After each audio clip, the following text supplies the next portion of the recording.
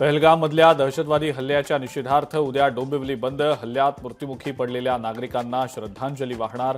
डोंबिवली बंदमध्ये सहभागी होण्याचं आवाहन.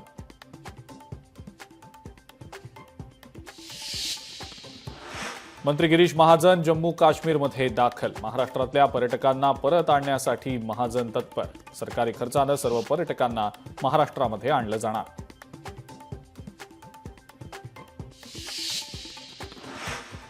जम्मू काश्मीरच्या पहलगाम दहशतवादी हल्ल्यातल्या मृतांच्या कुटुंबियांना मदत करण्यासाठी फडणवीस सरकारची तत्परता. मृतांच्या कुटुंबियांना 5 लाख तर जखमींना 50,000 रुपये.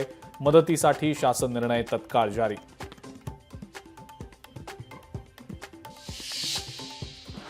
चंद्रपूरचे 7 नागरिक जम्मू काश्मीरच्या पहलगाममध्ये अडकले.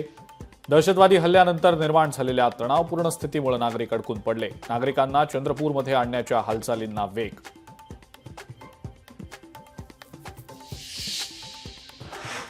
एल्फिन्स्टन पूल 25 एप्रिलपासून मुंबईकरांसाठी बंद राहणार. वाहतूक विभागाकडून नागरिकांसाठी नोटीस जारी.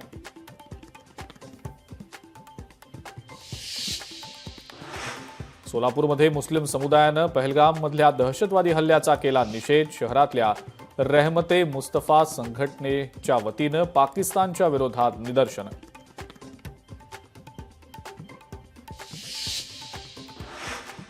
अमरावतीमध्ये काँग्रेस कमिटीकडून दहशतवादी हल्ल्याचा निषेध करत मृतकांना श्रद्धांजली. मेणबत्ती लावून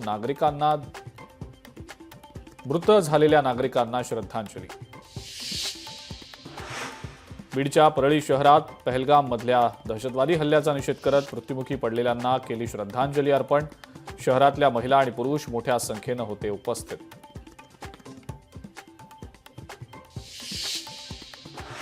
नाशिकच्या त्र्यंबकेश्वर साधू हत्येप्रकरणी 2 जणांना 26 एप्रिलपर्यंत पोलीस कोठडी. अजय गमे आणि वाळू कसबे या संशयित आरोपींना सुनावली पोलीस कोठडी.